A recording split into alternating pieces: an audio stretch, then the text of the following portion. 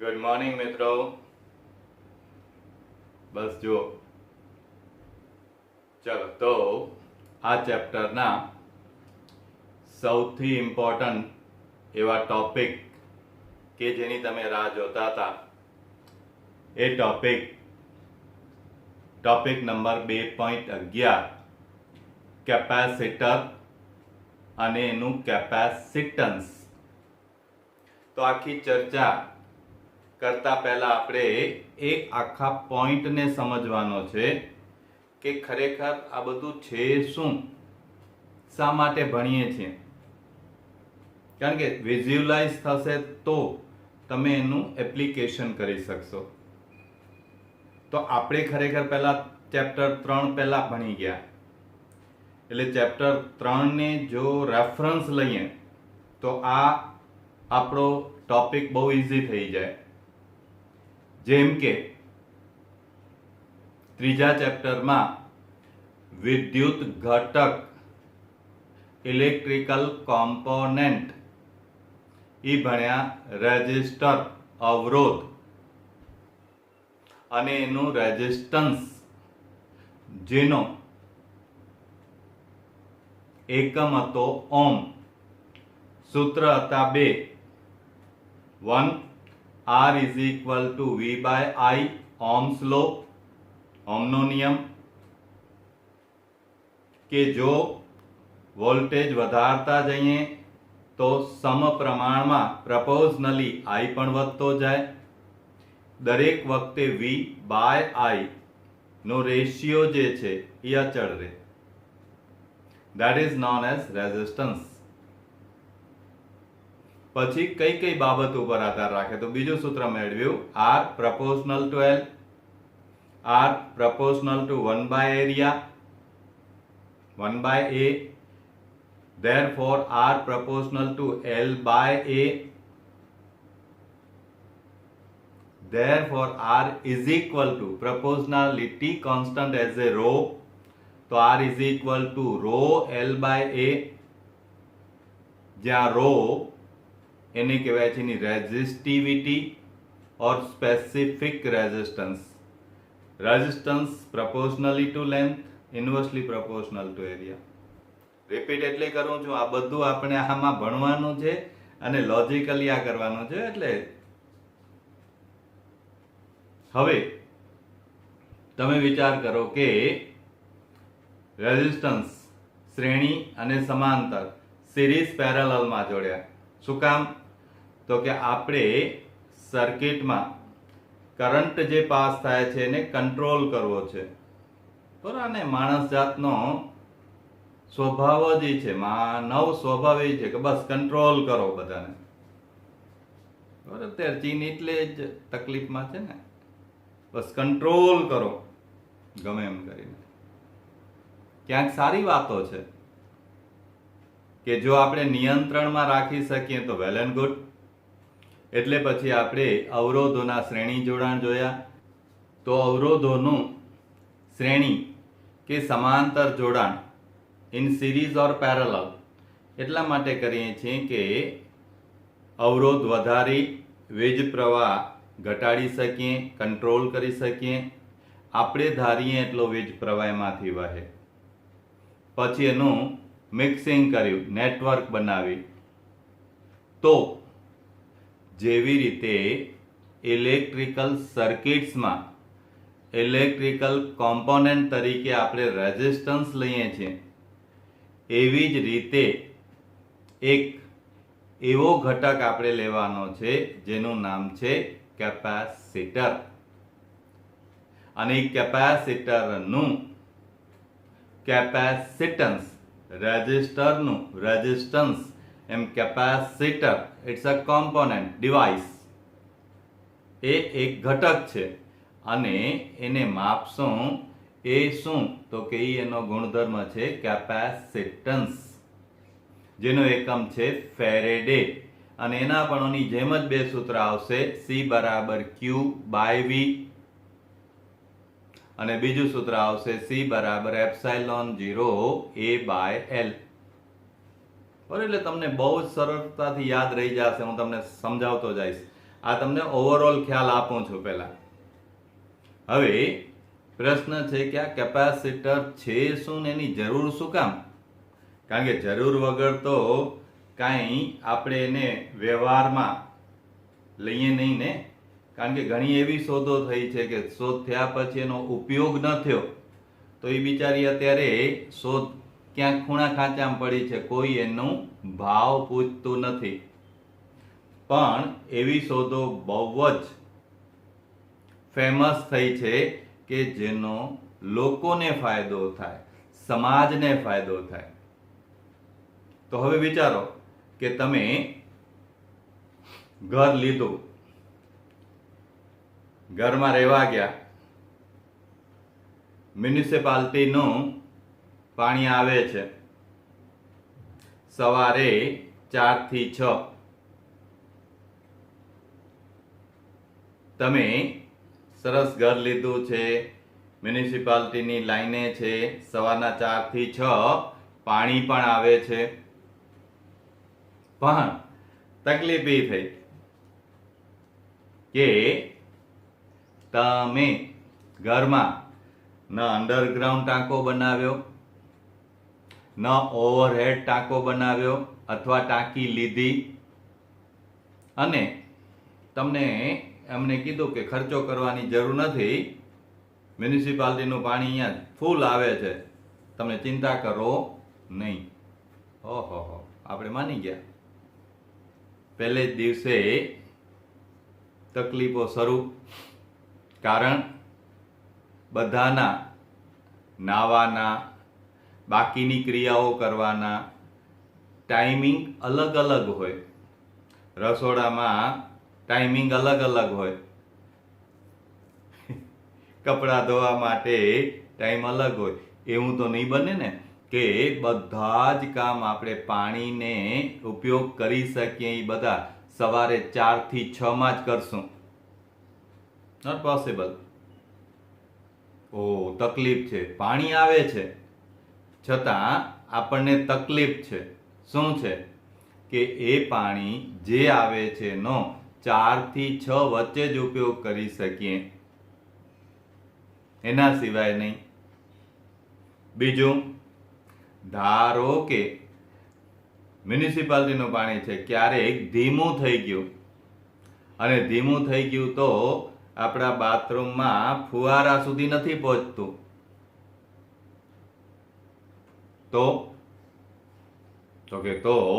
એનો ફ્લો વધારવો પડે. પછી આપણે શબ્દ વાપરીએ પ્રેશર વધારવું પડે. આ વ્યવહારમાં સમજી શકાય એવા ઉદાહરણો છે અને આપણે એક્સપિરિયન્સ કરીએ છીએ. તો શું કરશું? તો કે ભાઈ 4 થી 6 અમને જરાય ઉઠવાની ઈચ્છા નથી કે 4 થી 6 માં બધું જ કામ કરી લઈએ, પોસિબલ નથી. એટલે પહેલું અંડરગ્રાઉન્ડ ટાંકો બનાવ્યો. મ્યુનિસિપાલિટીનું પાણી 4 થી 6 આવે કે રાત્રે 12 થી 1 આવે, જ્યારે આવશે ત્યારે પહેલા ઈ ટાંકામાં સંગ્રહિત થઈ જશે. એ ટાંકામાં એ ભરાઈ જશે. પછી એક મોટર લગાડીને ઈ સ્ટોરેજ પાણી જે છે એને આપણે ઉપરની ટેન્કમાં લઈ ગયા, હાઈટ ઉપર લઈ ગયા. We do work for that. આપણે એના માટે મોટર દ્વારા કાર્ય કર્યું. હવે ઉપરની ટાંકી ભરાઈ ગઈ પછી ચિંતા કરવાની જરૂર નથી. તમને જ્યારે અનુકૂળ છે, તમને જ્યારે પાણીનો ઉપયોગ કરવો છે, ઉપરની ટાંકી ભરેલી છે, તમે કાર્ય કરીને રાખ્યું છે, તમે સ્ટોરેજ કરીને રાખ્યું છે. તમને જ્યારે જ્યાં પણ જોઈશે, બાથરૂમમાં જોઈશે, રસોડામાં જોઈશે, કપડાં ધોવા માટે જોઈશે, જ્યાં પણ તમને પાણીની જરૂર હશે ત્યાં તમે નળ ખોલશો એટલે પાણી હાજર ને. કેવી સગવડતા થઈ ગઈ. ખાલી થોડુંક વિચાર્યું, બસ. હવે ટાંકી તો પહેલા નક્કી કરવું પડે, ટાંકી બનાવજો તો કે ભલે. તો ભલે કે એમ કરે નહીં, પહેલા પૂછે કે ટાંકી બનાવી છે, ઘરમાં સભ્યો કેટલા લીટરની ટાંકી બનાવી છે. આપણે કંઈક મ્યુનિસિપાલિટી પાણી તો અઠવાડિયે આવે છે, એમ કરો 10,000 લીટરની ટાંકી બનાવો, એટલે 10,000 લીટર પાણી સમાઈ શકે. એ પ્રમાણે ગણતરી કરે કે કેટલા બાય કેટલાનું કદ જોઈશે 1000 લીટર સમાવવા માટે, એટલે એની લંબાઈ, પહોળાઈ અને ઊંડાઈ એટલી રાખે જેથી એમાં 1000 લીટરથી થોડુંક વધુ સમાઈ શકે. પછી તો કે બાથરૂમ ઉપર કેટલી જોઈશે, તો એ 10,000ની ન જોઈએ, કારણ કે રોજે રોજ આપણે વાપરી કેટલું શકીએ, તો આપણે કહીએ ઉપર 1000 લીટરની ટાંકી બનાવજો, 500 લીટરની ટાંકી બનાવજો, અથવા તૈયાર લઈ લઈએ તો સિન્ટેક્સની કે જે પણ લઈને ઉપર રાખી દઈએ તો 10,000 લીટર. તો ટાંકી જે છે એનું કામ છે પાણી સ્ટોર કરવાનું, સંગ્રહિત કરવાનું. અને કેટલું સંગ્રહ કરી શકશે, તો એની કેપેસિટી છે, સંગ્રહ કરવાની ક્ષમતા છે, એની કેપેસિટી છે 10,000 લીટર, 1000 લીટર, 500 લીટર. અને આપણું કામ શું થઈ ગયું, આપણને જોઈએ ત્યારે એમાંથી લઈ શકીએ છીએ. વાહ, સારું કામ છે. એટલે અહીંયા થોડું કન્ફ્યુઝન થાય, બેટરી એવું કામ નથી કરતી. હા, હવે અહીંયા તકલીફ એ થઈ કે તમે કહો બેટરી સ્ટોર કરે છે, પછી આપણે એમાં સ્વિચ ચાલુ કરીએ ત્યારે એમાંથી લઈ શકીએ છીએ. એક્ઝેક્ટલી, સાવ સાચી વાત છે. તો પછી આ બેટરી સ્ટોર કરે છે ને આ કેપેસિટર પણ સ્ટોર કરે, તો બેમાં ફેર શું? બેમાં ફેરી કે બેટરી જે છે એ તમને એક ધારો પ્રવાહ આપ્યા કરે, ડીસી ડાયરેક્ટ કરંટ, એક દિશકારી પ્રવાહ એક ધારો આપે. જેમ કે બહુ જ ઓછા એમ્પિયર હોય એમાં, કે વધુમાં વધુ 2 એમ્પિયર સુધીનો પ્રવાહ તમને એક ધારો આપી શકે. તમને એમ જોઈએ છે કે એક સાથે 30 એમ્પિયર, તો એ 30 એમ્પિયર પ્રવાહ નહીં આપી શકે. 30 એમ્પિયર તો આપી શકે કે જો એ એટલું સ્ટોર કરી શક્યું હોય અને એક સાથે આપી શકે. તો કે બેટરી નહીં કરી શકે. બેટરી સંગ્રહિત કરશે, એક સાથે નહીં આપી શકે, સતત આપ્યા કરશે. ભાઈ મને તો એક સાથે જોઈએ છે. તો જેમાં આપણે ફિક્સ ડિપોઝિટ કરાવીએ દર મહિને આટલા ભરતા જઈએ, એમાં સ્ટોર થાય, પછી જરૂર પડે તો એક સાથે લઈ શકીએ. તો એ ટીપે ટીપે સરોવર ભરાય, પછી આપણે એક સાથે બધું લઈ શકીએ. એમ તમે કદાચ વ્યવહારમાં જોયું હશે કે તમારે મોબાઈલની અંદર, કેમેરાની અંદર એક નાની એલઈડી હોય જેને આપણે ફ્લેશ લાઇટ કહીએ છીએ. તો એ ફ્લેશ લાઇટ એક ઝબકારામાં કેટલો બધો પ્રકાશ આપે છે. હવે ખરેખર બેટરી જે છે એ બેટરી તો બહુ નાની છે. તો આ ફ્લેશ લાઇટ માટે આટલા બધા વોટ, WATT વોટ એટલે V/I, એટલે કે આટલા બધા એમ્પિયર ક્યાંથી આપશે, આટલો બધા પાવર ક્યાંથી આપશે? તો ત્યારે કેપેસિટર લગાડશું. એ કેપેસિટર અને બેટરીમાં ફરક જ આ છે કે કેપેસિટર પહેલા સંગ્રહ કરશે અને કેપેસિટર સંગ્રહ કર્યા પછી એક સાથે આપી શકશે. એક સાથે બ્રૂમ દઈ દીધો, વળી ક્ષણભરમાં પાછું સ્ટોર કરી લેશે, વળી જરૂર પડી ટાક ફાટ કરી દીધા. જેમ કે તમારે ખબર હશે કે કોઈ પણ વસ્તુને ખસેડવી હોય, ગતિમાં લાવવી હોય, તો શરૂઆતમાં પહેલા વધુ કાર્ય કરવું પડે. એક વખત ગતિમાં આવી ગયા પછી એને એટલા બધા કાર્યની જરૂર ન પડે, બહુ સરળતાથી ચાલી શકે. એમ જેટલી પણ વસ્તુઓ એવી છે કે જેને સ્ટાર્ટ કરવી છે, જેમ કે પહેલાની ટ્યુબલાઇટ આવતી તો એને સ્ટાર્ટ કરવા માટે પંખો છે તો પંખાને બંધ છે ને ચાલુ કરવા માટે, ગાડી છે ને ગાડીને પહેલા ચાલુ કરવા માટે પહેલા વધુ પાવરની જરૂર પડે છે. તો આ વધુ પાવર તો વધુ વોલ્ટેજ અને એમ્પિયર થી મળે V × I. વધુ એમ્પિયર કાઢવા ક્યાંથી? તો એવા વખતે તમે જોયું હશે, તમારે ઘરે જોજો, પંખાની ઉપર આટલી ડબ્બી હશે આવી નળાકાર. ઈ ડબ્બી ઈ કેપેસિટર છે. કદાચ તમારા પંખાનું ઈ ઉડી ગયું હોય તો અંદર ખોલીને જોજો તો તમને સમજાશે. એવું ઇલેક્ટ્રિકલ અને ઇલેક્ટ્રોનિક્સ લગભગ એવી સર્કિટ નથી કે જેમાં કેપેસિટર ન હોય.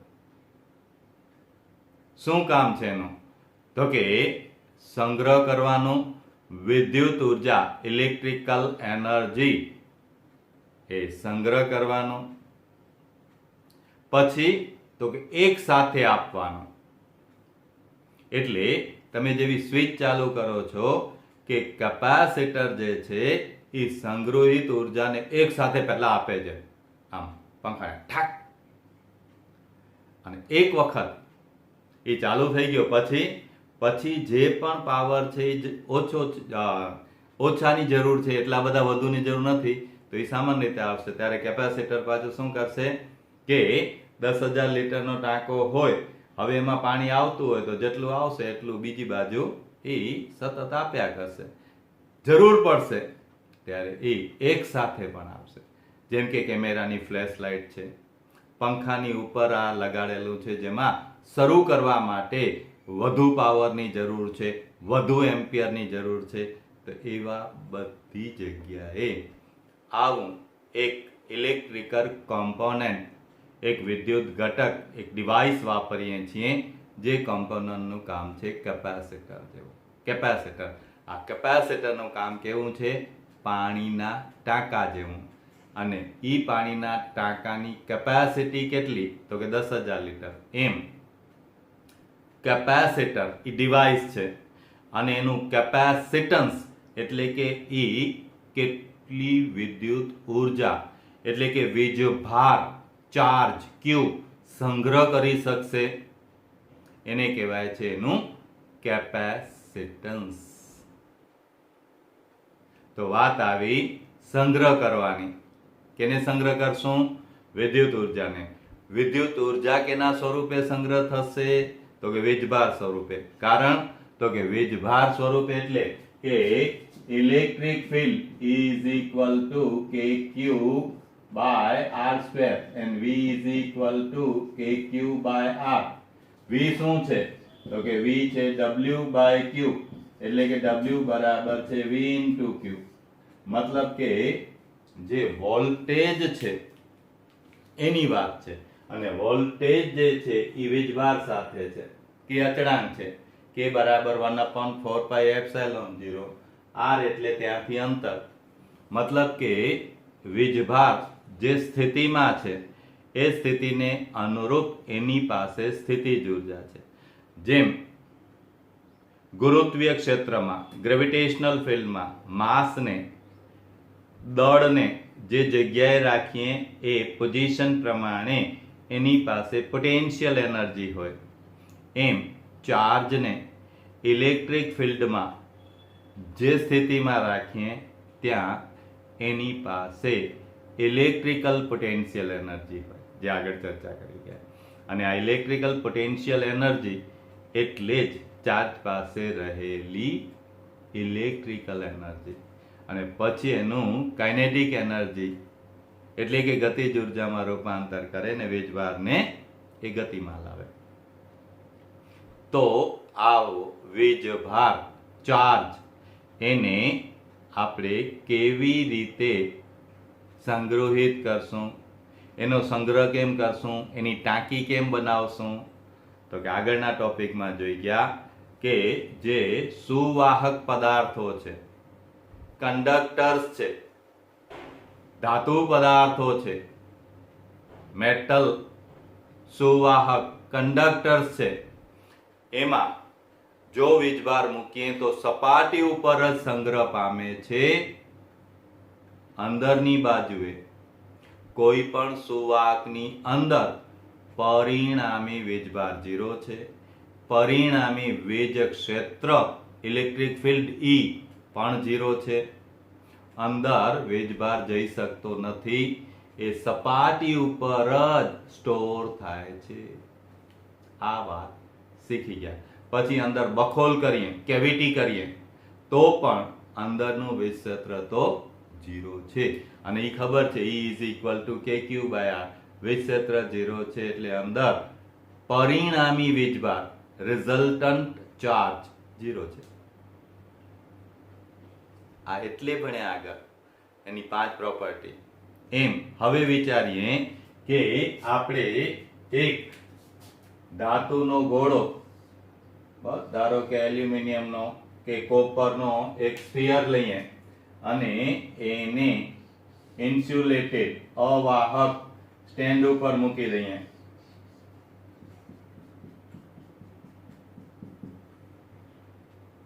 હવે આ મેટાલિક સ્ફિયર છે અને આ મેટાલિક સ્ફિયરને બાજુમાં આપણે એક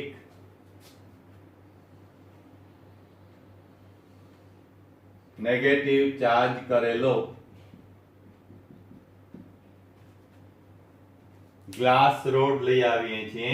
ટચ નથી કરાવતા, very near to that but not in contact. શું થશે? તો we know that due to this negative charge, આ ઋણ વીજભારને કારણે આ બાજુ ધન વીજભાર જમા થશે.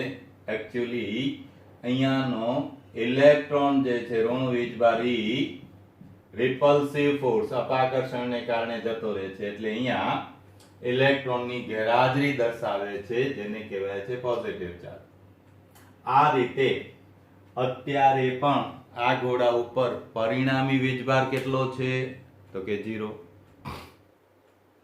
પરિણામી વીજભાર કેટલો છે? 0. તો સંગ્રહ ક્યાં થયો? ન થયો. પરિણામી વીજભાર 0 છે એનો મતલબ 0 જ છે. એટલે આપણે શું કરીએ તો કે આને હજી પકડી રાખીએ અને આનું અર્થિંગ કરી દઈએ, ગ્રાઉન્ડેડ કરી દઈએ. તો આ બધા ઇલેક્ટ્રોન જે છે એ ગ્રાઉન્ડ એટલે કે અર્થમાં જતા રહેશે. એક પછી એક તમને વિડિયો બતાવ્યો તો આમ એક પછી એક જતા જાય. આ બધા જતા રહ્યા. પછી તો કે પછી અર્થિંગ કાઢી નાખીએ. અર્થિંગ કાઢી નાખ્યું અને હવે આ સળિયાને પણ દૂર લઈ જઈએ તો નેચરલી છે આની ઉપર માત્ર ધન વીજભાર છે અને ઈ આખો સપાટી ઉપર વિતરણ થઈ જશે સમાન રીતે, કારણ કે ધન ધન વચ્ચે અપાકર્ષણ થાય એટલે આખી સપાટી ઉપર એ વધુમાં વધુ અંતરે ગોઠવાઈ જશે, સમાન રીતે વિતરણ થઈ જશે અને આ રીતે હવે આ ધાતુનો ગોળો ધન વીજભારિત થયો અથવા એનું ચાર્જિંગ થયું. તો આ રીતે ચાર્જ થયું. ચાર્જ થયું એટલે suppose radius of this sphere is r. તો આનું ઇલેક્ટ્રિક ફિલ્ડ જે છે એ ઇલેક્ટ્રિક ફિલ્ડ ડેવલપ થયું. તો એની સરફેસ ઉપર કે at any point electric field કેટલું હશે? તો કે ઇલેક્ટ્રિક ફિલ્ડ હશે kq/r² જેટલો. પછી r બરાબર સરફેસ ઉપર એની સપાટી ઉપર લઈએ તો r is equal to capital R. પછી આઉટસાઇડ લઈએ તો kq/r². તો અહીંયા સ્મોલ r અહીંયાથી આ બધું શીખી ગયા છો. અને અંદર લઈએ તો inside that electric field is 0 or r less than r અથવા inside અંદરની બાજુએ શું થશે? ઇલેક્ટ્રિક ફિલ્ડ 0, પોટેન્શિયલ કોન્સ્ટન્ટ અચળ કેટલો? સપાટી ઉપર હોય એટલું. v is equal to kq/r². Sorry આમાં આર જ આવે 1000. What is V? W by Q. તો જેટલા વોલ્ટેજ મળ્યા એનો મતલબ શું? એટલી 1 કુલમ વીજભાર દીઠ ઊર્જા. કાં તો કાનો એકમ વિચારો, જૂલ પર કુલમ. 1 કુલમ દીઠ આટલા જૂલ ઊર્જા સંગ્રહિત થઈ સપાટી ઉપર. જેમ 5 લીટર પાણી હોય તો એના પ્રમાણે એની સ્થિતિજ ઊર્જા થઈ, પછી 10 લીટર તો એના પ્રમાણે, 15 લીટર તો એના પ્રમાણે. જેમ આપણે કહીએ ને mgh, એમ જેમ દળ વધતું જશે એમ એમ એની સ્થિતિજ ઊર્જા વધતી જશે. જેમ જેમ ઊંચાઈ વધતી જશે તેમ તેમ પણ વધતી જશે. એમ અહીંયા જેટલો વીજભાર સંગ્રહિત કરશું એ વીજભાર પ્રમાણે પર યુનિટ ચાર્જ એની પાસે ઊર્જા સંગ્રહિત થતી જશે. એટલે જેટલો વીજભાર વધુ સંગ્રહ કરી શકીએ એટલી જ વધુ ઊર્જા સંગ્રહિત થઈ શકશે. તો કે અહીંયા આપણે આટલો વીજભાર, તો એને અનુરૂપ વીજ ક્ષેત્ર મળ્યું, એની અનુરૂપ એના વોલ્ટેજ મળ્યા. બે વસ્તુ મળી, ઇલેક્ટ્રિક ફિલ્ડ એન્ડ વોલ્ટેજ. હવે આપણને તો મજા આવી ગઈ કે હાલો વધુ ને વધુ વીજભાર સંગ્રહ કરતા જઈએ. તો વધુ વીજભાર સંગ્રહ કરતા જઈએ તો કેમ કરશું? તો કે આની ઉપર હજી વધુ વીજભાર મૂકીએ. હાલો મૂકીએ. એ વધુ વીજભાર મૂકતા ગયા. ચાલો વીજભાર વધુ મૂક્યું એટલે શું થયું? વીજભાર વધુ મૂકશો એટલે ઇલેક્ટ્રિક ફિલ્ડ વધુ સ્ટ્રોંગ થયું, વોલ્ટેજ પણ વધ્યા. હવે તમે વિચારો કે તમે લીધી છે ટાંકી 5000 લીટરની, મ્યુનિસિપાલિટીનું પાણી આવે છે, પાણી ભરાતું જાય છે, ભરાતું જાય છે, ભરાતું જાય છે, ભરાતું જાય છે. શું થશે? એક વખત એવો આવશે કે 10,000 લીટરની ટાંકી ભરાઈ જશે. પછી મ્યુનિસિપાલિટીનું પાણી આવે છે ને, તો કે ફ્રીમાં આવે છે ને, આવવા દે. અથવા આપણે એમ કહીએ કે ના હું જોતો નથી, હું તો પાણી ભરું છું, હું જોતો નથી. અરે ભાઈ તું જો કે ન જો, સાયન્સ છે. 10,000 લીટરની કેપેસિટી હશે તો 10,000 થી ઉપર પાણી એમાં રેડ્યા કરશો તો એ છલકી જશે, લીક થઈ જશે, એમાં સંગ્રહિત નહીં થાય. પાત્રતા વધારવી પડે.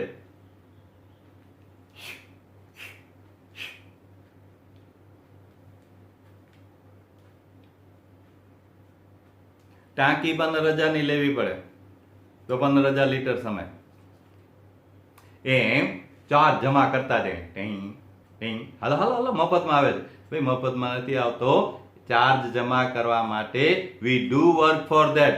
કાં તો કે પોઝિટિવ ચાર્જ હોય ને, પોઝિટિવ ચાર્જ જમા કરવો હોય તો અપાકર્ષણ થાય, પછી એની ઉપર પોઝિટિવ ચાર્જ એટલું વર્ક કરીએ તો થાય. પણ શું એમ મજા આવે એટલો વીજભાર સંગ્રહિત કરી શકીએ? ના. કામ સમજો. જેવો વીજભાર વધુ ને વધુ સંગ્રહ કરો છો એમ અહીંયા વીજ ક્ષેત્ર વધતું જાય છે, ઇલેક્ટ્રિક ફિલ્ડ સ્ટ્રોંગ થતું જાય છે. અને ઇલેક્ટ્રિક ફિલ્ડ સ્ટ્રોંગ થશે એટલે શું થશે? એની આજુબાજુ જે મીડિયમ છે, કોણ? તો કે કાંઈ નથી, તો હવા છે, એર છે. એર મીડિયમ છે તો કે હા, એની અંદર પણ એટમ્સ, મોલિક્યુલ્સ છે. હવે આ અણુઓ પરમાણુ હોય તો શું થાય? તો કે ઇલેક્ટ્રિક ફિલ્ડ થી એની ઉપર ફોર્સ લાગે, અંદરના પોઝિટિવ ને નેગેટિવ ચાર્જ ઉપર, જેમ નોન પોલર એટમ ઉપર હતું એમ. તો both are move in opposite direction. કાં તો કે પ્લસ ને માઇનસ બે ઉપર વીજ ક્ષેત્ર લાગે તો બળ કેવી રીતે લાગશે? જે પોઝિટિવ છે એની રિપલ્સિવ અને નેગેટિવ છે એને એટ્રેક્ટિવ. મતલબ બંને પરસ્પર વિરુદ્ધ દિશામાં, એટલે આમ ખેંચતાણ થશે. હવે એની પોતાની કંઈક સ્ટ્રેન્થ હોય ને. આ MLA એની સ્ટ્રેન્થ કેટલી? તો કે એની કરોડ, ઓની 2 કરોડ. ભાઈ બધાને જુદી જુદી હોય. ઓ એમ કે હું 25 ધારાસભ્યો લઈ આવીશ તો એની 2 કરોડ હોય. ઓકે હું 10 ધારાસભ્યો લઈ આવીશ તો 1 કરોડ હોય. પણ વાત એ છે એક કેપેસિટી હોય, એક સ્ટ્રેન્થની લિમિટ હોય. એમ સામાન્ય રીતે હવા, એર એ ઇન્સ્યુલેટર છે, બેડ કંડક્ટર છે, પણ ક્યાં સુધી? Up to certain limit. જો આપણે લગભગ 3000 વોલ્ટ પ્રતિ મીટર નું ઇલેક્ટ્રિક ફિલ્ડ પ્રોડ્યુસ કરીએ તો એ બિચારો પીગળી જાય. એની ના આપણે તો બસ આમ જ રહેવું છે, આપણે પાર્ટી ન બદલીએ, પછી આપણે આમ થોડા વધારતા જઈએ 50 લાખ. ના વાત ન કરતા. 75 ના કીધી ને, કરોડ. ભાઈ પૈસાની વાત જ નથી. 2 કરોડ ભલે. તમે આ વ્યવહારમાં જોઈ શકો છો કોઈ પણ પરિસ્થિતિ કઈ હદ સુધી, અપ ટુ સર્ટેન લિમિટ, એ ગુણધર્મ છે. એ લિમિટ પછી એનો ગુણધર્મ બદલાઈ જાય છે. કોઈ પરમેનન્ટ ગુણધર્મ નથી. there is no anyone is infinitive. up to certain limit, અમુક સીમા સુધી જ એ પોતાનો જે તે ગુણધર્મ જાળવી રાખે છે, ત્યારબાદ એ પોતાનો ગુણધર્મ ગુમાવે છે. એમ હવા, એર કે કોઈ પણ મીડિયમ સર્ટેન લિમિટ સુધી જ પોતાનો અવાહકતાનો, બેડ કંડક્ટરનો, ઇન્સ્યુલેટરનો ગુણધર્મ જાળવી રાખે છે. એનાથી વધુ વિક્ષેત્ર લગાડીએ તો એમાં આયોનાઇઝેશન થાય છે. આયોનાઇઝેશન એટલે ઇલેક્ટ્રોન જે કક્ષામાં હોય એ દૂર થાય, એટલે બાકીનો ધન વીજભાર બને ને ઇલેક્ટ્રોન ઋણ આયન બને. આમ આયોનાઇઝેશન થાય, આયનીકરણ થાય, ને આ આયનીકરણ થાય ત્યારે સ્પાર્ક પણ થાય અને એને કારણે અવાજ પણ આવે. જે સરસ મજાનું ઉદાહરણ આપણે જોઈએ છીએ વરસાદની સિઝનમાં, રેની સિઝનમાં વીજળી થાય છે, ઈ લાઇટિંગ થાય છે.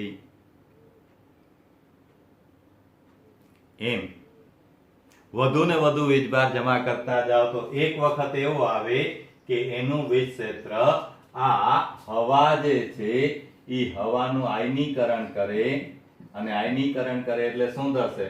આયનો બને. Positive and negative ions are there. આયનો બને. અને નેગેટિવ આયન એટલે કે ઇલેક્ટ્રોન એ પોઝિટિવ તરફ એટ્રેક્ટ થાય. એટ્રેક્ટ થાય એટલે આની ઉપર આવે. આની ઉપર આવે એટલે શું થાય? તો કે પોઝિટિવ નેગેટિવ સાથે ન્યુટ્રલાઇઝ થઈ જાય. ન્યુટ્રલાઇઝ થઈ જાય એટલે કે એક નેગેટિવ ચાર્જ એક પોઝિટિવ ચાર્જને બેલેન્સ કરી દે, ન્યુટ્રલ કરી દે. એટલે આપણને કેવું લાગે? આપણને લાગે એક પોઝિટિવ ચાર્જ ઓછો થઈ ગયો. મતલબ કે હવે જો આપણે આની ઉપર પોઝિટિવ ચાર્જ એડ કરતા જાશું તો આયોનાઇઝેશન થવાને કારણે એ પોઝિટિવ ચાર્જ ન્યુટ્રલાઇઝ થતો જશે. મતલબ કે હવે એની કેપેસિટી આવી ગઈ. હવે એનાથી વધુ એની ઉપર ચાર્જ ડિપોઝિટ કરી શકશું નહીં. હવે આનાથી વધુ એની ઉપર વીજભાર જમા કરી શકશું નહીં. હવે જો જમા કરશું તો એ ન્યુટ્રલ થતો જશે. એનો મતલબ કે અમુક હદ સુધી આ શક્ય છે, અને જેટલો આ વીજભાર જમા કરતા જશું એના પ્રપોઝનલી વોલ્ટેજ અને ઇલેક્ટ્રિક ફિલ્ડ બંને ઉત્પન્ન થતા જશે. આમ અહીંયા જે વોલ્ટેજ મળે છે એ વોલ્ટેજ એની ઉપર જે ચાર્જ ડિપોઝિટ કરીએ છીએ એની પ્રપોઝનલ છે. એનો મતલબ કે દરેક વખતે સમજો હવે q બાય v જે છે એ q બાય v કેવો રહેશે તો કે અચળ because of they are proportional to each other. જેટલો વીજભાર જમા કરતા જશું એટલો જ ઈ વોલ્ટેજ આપશે બરાબર સમપ્રમાણ there is proportionality જેમ કહીએ ને કે I proportional to v અથવા v proportional to I. This is linear relation. I અને v વચ્ચેનો રેખીય સંબંધ છે એમ અહીંયા q અને v વચ્ચેનો સંબંધ રિલેશન એ linear છે એટલે કે દરેક વખતે q by v કોન્સ્ટન્ટ રહે છે અચળ રહે છે. This constant જે અહીંયા આપણે કહીએ છીએ કે v by I remains constant અને એને કહેવાય છે રેઝિસ્ટન્સ. એમ અહીંયા q by v કોન્સ્ટન્ટ છે અને આ q by v ને કહેવાય છે કેપેસિટન્સ. અને આ જે સ્ફિયર છે ધાતુનો ગોળો છે એને કહેવાય છે કેપેસિટર. કેપેસિટર એટલે ડિવાઇસ કોમ્પોનેન્ટ અને એનો જે ગુણધર્મ છે એને કહેવાય છે capacitance. This capacitance C is equal to Q by V. આના જેવું જ બરાબર આ છે R બરાબર V by I M C is equal to Q by V. હવે થોડોક અહીંયા વિચાર કરો ને તો તમને લગભગ બેની સામ્યતા સમજાઈ જાય કે resistance is proportional to V and inversely proportional to I. I શું છે ખરેખર તો કે I છે Q by T. એટલે પર સેકન્ડ વિચારીએ તો અહીંયા Q by T એટલે આમ જોયું ને R proportional to V inversely proportional to Q તો એનું ઊંધું C is equal to Q by V. જો આના સમપ્રમાણમાં તો અહીંયા આ વ્યસ્ત પ્રમાણમાં R આના વ્યસ્ત તો આ સમ મતલબ કે રેઝિસ્ટન્સના જે ગુણધર્મો પ્રોપર્ટી તમે ચેપ્ટર 3 માં ભણ્યા છો એ બધા જ ગુણધર્મો એ બધી જ પ્રોપર્ટી કેપેસિટર માટે શીર્ષાસન કરીને વાંચો તો એ બધી કેપેસિટરની થઈ જાય. અને વાત સાચી છે ઓ કયો ગુણધર્મ છે રેઝિસ્ટ કરવાનો. આ ગુણધર્મ કયો છે સંગ્રહ કરીને આપવાનો. બે વસ્તુ જુદી છે. એક રૂપિયા વાપરી નાખે એ પાછા નથી આવવાના. આ રૂપિયા સંગ્રહિત કર્યા એટલે ઓછા થયા પણ પાછા એક સાથે પાછા મળવાના છે. એટલે પહેલી આ હવે એનો એકમ C is equal to Q by V એટલે કુલમ into વોલ્ટ બરાબર એટલે કુલમ into વોલ્ટ એનો એકમ છે બરાબર એટલે આ કુલમ into વોલ્ટ છે પણ વૈજ્ઞાનિકની યાદમાં એનો એકમ છે ફેરેડે. જે માઇકલ ફેરેડે કે જેમણે ફિઝિક્સની અંદર ઘણા બધા લોક ઉપયોગી કાર્યો કર્યા લોક ઉપયોગી શોધો કરી. Salute to Michael Faraday. એમણે આપણું આજીવન ઘણું સરળ બનાવી દીધું છે. તો એવા માઇકલ ફેરેડેની યાદમાં આપણે એનો એકમ રાખ્યો છે ફેરેડે. પણ એક ફેરેડે એ બહુ મોટો એકમ છે. જો તમે 10 કિલોમીટર બાય 10 કિલોમીટર ક્ષેત્રફળની પ્લેટ લ્યો તો એની ઉપર એટલો વીજભાર સંગ્રહ કરી શકાય જેને એક ફેરેડે કહેવાય. Means 1 Faraday is very very big unit. ખૂબ મોટો એકમ છે. એટલે વ્યવહારમાં જે પણ આપણે કેપેસિટરો વાપરીએ છીએ એ કાં તો હોય છે માઇક્રો ફેરેડે એટલે કે 10⁻⁻6 ફેરેડે કાં નેનો ફેરેડે 10⁻⁹ ફેરેડે અથવા માઇક્રો ફેરેડે એને કહેવાય છે પાઇકોફેરેડે એટલે કે 10⁻⁻12 ફેરેડે. સામાન્ય રીતે વ્યવહારમાં આ વપરાય. ક્યાંક મોટા કેપેસિટર કહીએ ને મોટા, તો ઈ હોય મિલીફેરેડે. મિલીફેરેડે એટલે 10⁻³ ફેરેડે. ઈ મોટા કહેવાય મિલીફેરેડે વાળા. બાકી ફેરેડે ના સામાન્ય રીતે ઉપયોગ થતા નથી. હવે પ્રશ્ન એ થયો કે આ રીતે સંગ્રહ કરી શકાય તો શું કેપેસિટર તરીકે આવો ગોળો લેશું ધાતુનો? તો કે ના, શોધ થઈ ઈ વાત સાચી. શોધ થઈ એના માટે એમણે ગોળો લીધો તો ને બધા પ્રયોગો કર્યા હતા માઇકલ ફેરેડે અને બીજા બધા વૈજ્ઞાનિકોએ, પણ વ્યવહારમાં ખરેખર વાપરતા નથી. કારણ શું? તો કે જો આપણે આવો ધાતુનો એક જ ગોળો લઈએ તો ધાતુનો એક જ ગોળા ઉપર બહુ વીજભાર સંગ્રહિત થઈ શકતો નથી, એટલે વ્યવહારિક રીતે કામ ના આવે. બીજું, ઈ જગ્યા ઘણી રોકે. અત્યારે માણસને રહેવાની જગ્યા નથી હવે એને, એટલે વધુ સંગ્રહ કરી શકીએ એના માટે શું, એની ઉપર વધુ સ્ટોર કેમ કરશું? તો કે એની ઉપર વીજભાર સંગ્રહ કરીએ, વીજભાર સંગ્રહ કરીએ તોય એનું ઇલેક્ટ્રિક ફિલ્ડ એટલું ન બને કે એ લીકેજ થાય, ડિસ્ચાર્જ કર્યા કરે. તો કે એવું કંઈક કરીએ કે વીજભાર વધુ થાય તોય એનું પરિણામી વીજ ક્ષેત્ર જે છે, ઇલેક્ટ્રિક ફિલ્ડ છે, એ ઓછું છે, વધી ન જાય, એના સમપ્રમાણમાં ન વધે. તો કે ઈ ખબર છે, ચાર્જ ક્યુ એ સ્કેલર ક્વોન્ટિટી છે, અદિશ રાશિ છે, જ્યારે electric field is a vector quantity, સદિશ રાશિ છે. એનો મતલબ કે ચાર્જ હંમેશા એડ થયા કરશે, પણ ઇલેક્ટ્રિક ફિલ્ડ ઓપોઝિટ ડિરેક્શનમાં લગાડશું તો કે એ સબસ્ટ્રેક્ટ થશે, બાદબાકી થશે, ઘટાડો થશે, ડિક્રીઝ થશે. તો એટલે આપણે એના પછી બનાવ્યું બે ગોળાવાળું કેપેસિટર. બે ગોળાવાળા કેપેસિટરમાં ફાયદો શું થયો? તો કે ફાયદો એ થયો કે એકને ધન, આને ધન કરીએ તો તમને હવે ખબર છે ઈ પ્રક્રિયા, આને ઋણ કર્યું. હવે આને પહેલા ટચમાં લઈ આવ્યો, અત્યારે નથી બતાવ્યો, આમ ટચમાં છે પહેલા, એટલે અહીંયા પોઝિટિવ નેગેટિવ, પોઝિટિવ નેગેટિવ, આ બે ટચમાં છે ત્યારે દે આર ઇન કોન્ટેક્ટ.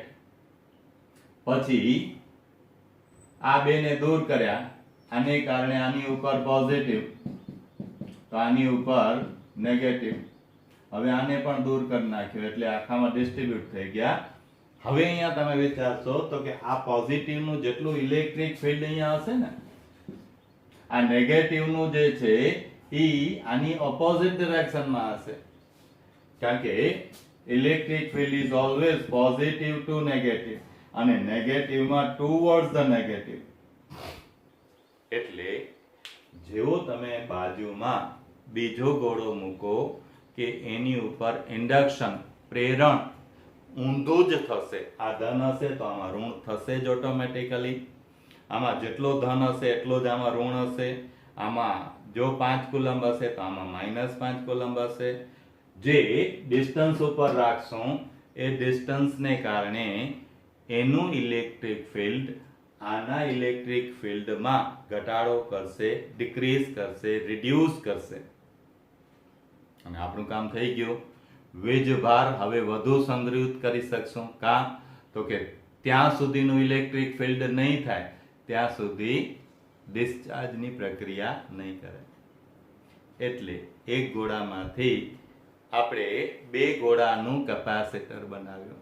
બે ગોળાનું કેપેસિટર બનાવ્યું. બે ગોળાના કેપેસિટર પછી તો કે જગ્યા વધુ રોકતા હતા એટલે આપણે બનાવ્યું સમાંતર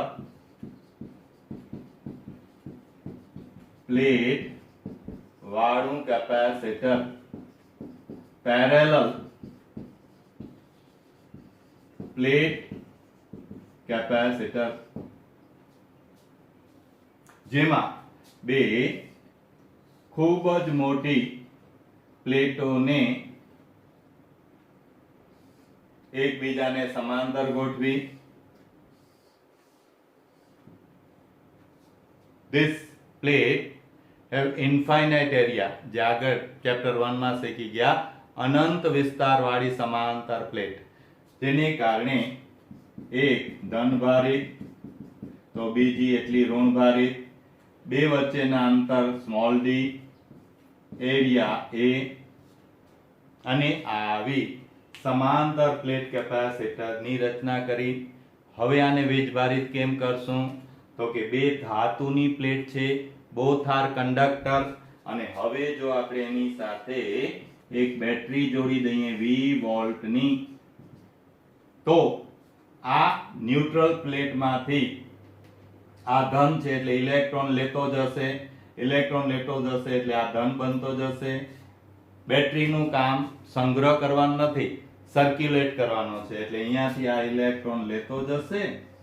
હવે આ ઇલેક્ટ્રોનને બીજી પ્લેટ ઉપર જમા કરતો જશે, એટલે આ જેટલો ધન વીજભારિત થશે એટલો જ આ ઋણ વીજભારિત થશે.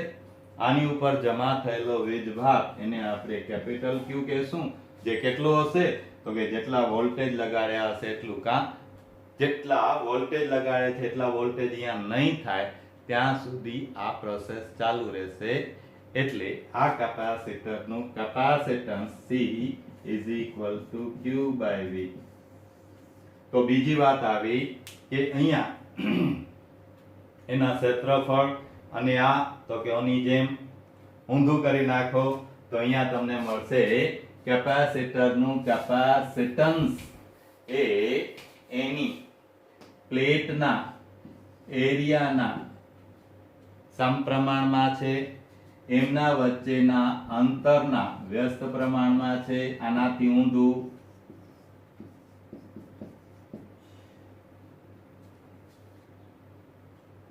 હવે પ્રપોઝનાલિટી કોન્સ્ટન્ટ, તો અહીંયા પ્રપોઝનાલિટી કોન્સ્ટન્ટ ઈ છે જે મીડિયમ છે એની પરમિટિવિટી. મીડિયમ તો કે અત્યારે કાંઈ નથી, તો વચ્ચે શું છે? ફ્રી સ્પેસ, હવા, એર, ફ્રી સ્પેસ, જેની પરમિટિવિટીને કહીએ છીએ આપણે એપ્સાઇલોન નોટ. જેમ અહીંયા આપણે કહીએ છીએ R is equal to rho L by resistivity, એમ અહીંયા છે પરમિટિવિટી. આમ આપણને કેપેસિટન્સના બે ઇક્વેશન મળે છે. આની જેમ જ R is equal to V by I, એના જેવું ઇક્વેશન છે. C is equal to Q by V, અને R is equal to rho L by A, એના જેવું છે capacitance C is equal to epsilon 0 A by D. મતલબ કે વધુમાં વધુ કેપેસિટન્સ જોઈતું હોય તો શું શું કરી શકાય? તો કે બે પ્લેટ વચ્ચેનું ડિસ્ટન્સ જે D છે એ મિનિમમ રાખવાનું, જેટલું ઓછું હશે એટલું કેપેસિટન્સ વધુ. એરિયા પ્લેટનો વધુમાં વધુ રાખશું તો વધુ, અને બે મેક્સિમમ રાખ્યા પછી વધારવું છે તો શું? તો કે તો બેની વચ્ચે જે મીડિયમ એર છે એ એરની જગ્યાએ બીજો કોઈ વર્ડ યુઝ કરું છું, ડાઇલેક્ટ્રિક મીડિયમ રાખશું. Dielectric means insulators like pure water, asbestos, wood, rubber, plastic, paper, જે અવાહક પદાર્થો છે, ઇન્સ્યુલેટર્સ છે, બેડ કંડક્ટર છે, આવા પદાર્થોને જો આપણે રાખીએ કે જે ડાઇલેક્ટ્રિક મીડિયમ માટે પરમિટિવિટી છે એપ્સાઇલોન, તો આ એપ્સાઇલોન પરમિટિવિટી જે છે એ ઓના કરતા કેટલા ગણી વધુ છે? તો કે હવે આપણા કેપેસિટર નું થઈ જાય C dash is equal to epsilon A by D. કાં તો કે હવે મીડિયમ તરીકે એર નથી, વચ્ચે આપણે મીડિયમ બીજું રાખ્યું, ડાઇલેક્ટ્રિક મીડિયમ ઘુસાડ્યું, મતલબ બે પ્લેટની વચ્ચે પ્યોર વોટર રાખી દીધો, તો પ્યોર વોટરની પરમિટિવિટી એપ્સાઇલોન કહીએ. હવે જોજો કે કેવું કામ થઈ ગયું કે epsilon is always greater than epsilon 0. તો this epsilon by epsilon 0 તે મીડિયમની પરમિટિવિટી વેક્યુમ કરતા કેટલી વધુ છે? This is known as relative permittivity, and relative permittivity is known as K, and K is known as dielectric constant.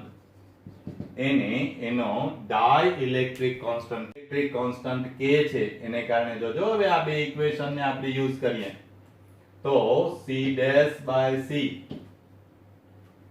is equal to epsilon A by D upon epsilon 0 A by D. Cancel. This is epsilon by epsilon 0, તો એને કહેવાય K.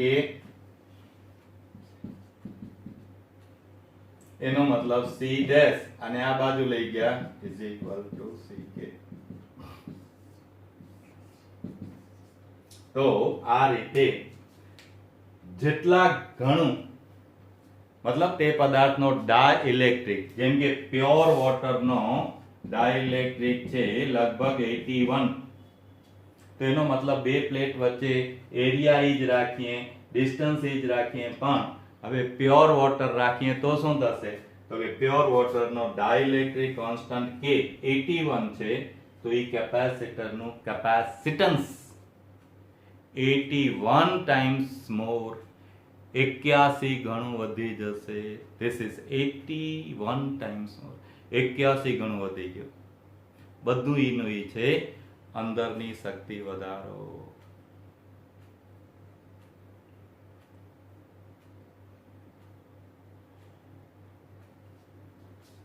આમ બે વચ્ચે dielectric medium મૂકીએ તો એનું capacitance વધારી શકાય. એટલે આપણા માટે ત્રણ સૂત્રો થયા. C is equal to Q by V, C is equal to epsilon 0 A by D, અને જો એપ્સાઇલોન મૂકીએ તો K ડાઇલેક્ટ્રિક અચળાંક એટલે epsilon by epsilon 0 or epsilon R, અને તે ગણું કેપેસિટન્સ વધી જાય છે. આ તમને બહુ જ એકદમ કોન્સેપ્ટ બેઝ ઇન્ફોર્મેશન આપે છે, અને 2, 3, 4 વખત સાંભળજો, જોજો, સાંભળજો, અને પછી એમાંથી મેઇન પોઈન્ટ બનાવજો. એટલે પછી આપણે ટેક્સ્ટ બુક ને રિલેટેડ સમાંતર પ્લેટ વાળા કેપેસિટરનું ઇક્વેશન ડિરાઈવ કરશું. આ ડિરાઈવ કરવાનું છે, અત્યારે મેં આપી દીધું. પછી એની એનર્જીનું ઇક્વેશન ડિરાઈવ કરશું, આ બધું કરશું. પણ એક વખત માઇન્ડમાં આમ સેટ થઈ જવું જોઈએ, આમ અંદરથી થોડુંક ફીલ આવવું જોઈએ કે ના ના અહીંયા કંઈક છે, મજા આવી. બરાબર ને? ચાલો આટલું કરી લેવું એટલે આપણે આગળના ટોપિક ઉપર જઈએ.